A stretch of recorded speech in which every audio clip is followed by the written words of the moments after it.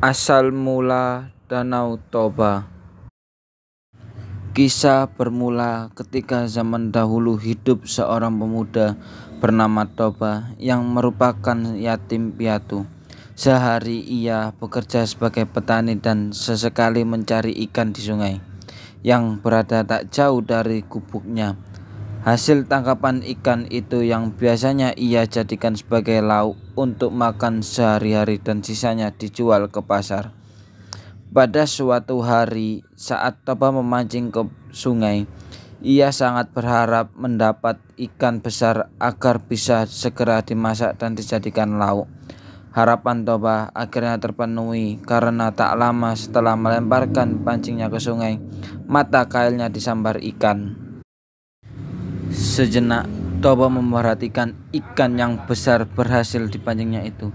Ikan yang aneh. Ya, Toba merasa ikan itu aneh karena seumur hidupnya belum pernah melihat ikan yang memiliki warna kekuningan dengan sisik berwarna kuning emas. Sisik ikan itu juga terlihat berkilauan ketika terkena sinar matahari. Ketika Toba melepaskan mata kail dari mulut ikan tersebut, sebuah keajaiban mendadak terjadi. Ikan itu menjelma menjadi seorang perempuan dengan paras cantik jelita. Seorang perempuan itu berkata, "Tuan, aku adalah kutukan dewa karena telah melanggar larangan besarnya. Telah ditakdirkan kepadaku bahwa aku akan berubah bentuk menyerupai makhluk apa saja yang memegang atau menyentuhku. Karena Tuan telah memegangku, maka aku pun berubah menjadi manusia seperti Tuan." Akhirnya Toba memperkenalkan namanya. Begitu juga dengan perempuan tersebut yang memperkenalkan namanya sebagai Putri. Terpesona dengan kecantikan Putri, Toba akhirnya menjelaskan keinginannya untuk menikahi perempuan tersebut. "Bersediakah kau menikah denganku?" "Baiklah, aku bersedia Tuan, selama Tuan bersedia memenuhi satu syarat yang aku ajukan." "Syarat apa yang kau kehendaki? Sebutkan, niscaya aku akan memenuhinya. Permintaanku hanya satu. Hendaklah Tuan menutup rapat-rapat rahasiaku. Jangan sesekali Tuan menyebutkan jika aku berasal dari ikan. Jika Tuan menyatakan kesediaan Tuan untuk menjaga rahasia ini, aku bersedia menjadi istri Tuan."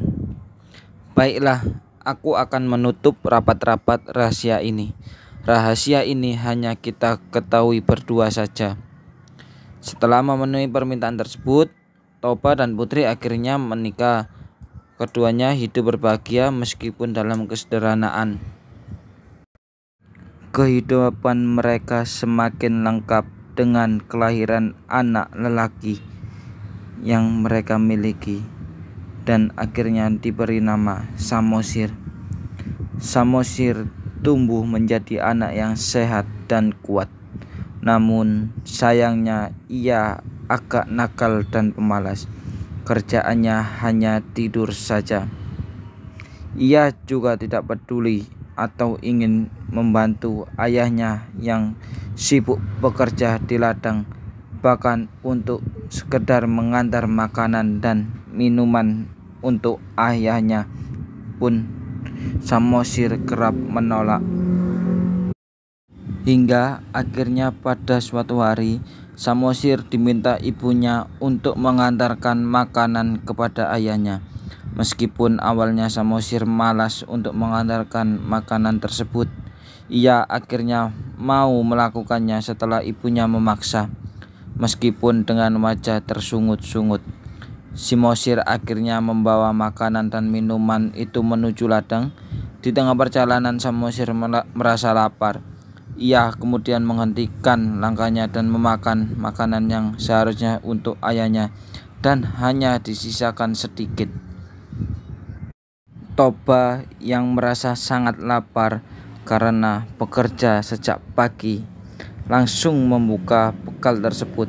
Namun ia terperanjat melihat makanan untuknya tinggal sedikit.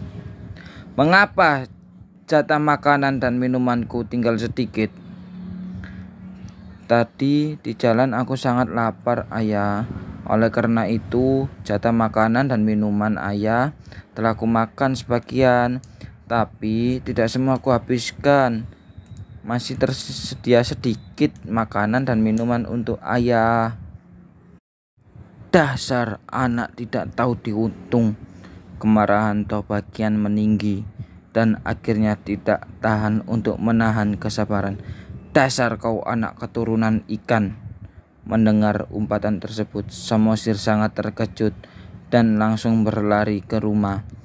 Pada saat bertemu ibunya, Samosir langsung menceritakan umpatan dan cacian ayahnya yang menyebutkan dirinya keturunan anak ikan. Mendengar pengaduan anaknya, ibu Samosir sangat sedih. Tidak disangka jika suaminya melanggar sumpah untuk tidak menyebutkan berasal dari ikan. Kemudian Samosir dan ibunya saling berpegangan. Dalam hitungan sekejap keduanya menghilang. Lalu keajaiban pun terjadi. Di bekas pijakan kaki Samosir dan ibunya menyembur air yang sangat deras dari dalam tanah yang diinjak. Air itu disemburkan seolah tiada henti. Semakin lama semburan itu semakin besar. Dalam waktu cepat permukaan tanah tergenang. Permukaan air terus meninggi dan tak berapa lama kemudian lembah tinggal Toba telah tergenang air. Kemudian terbentuk sebuah danau yang sangat luas di tempat itu.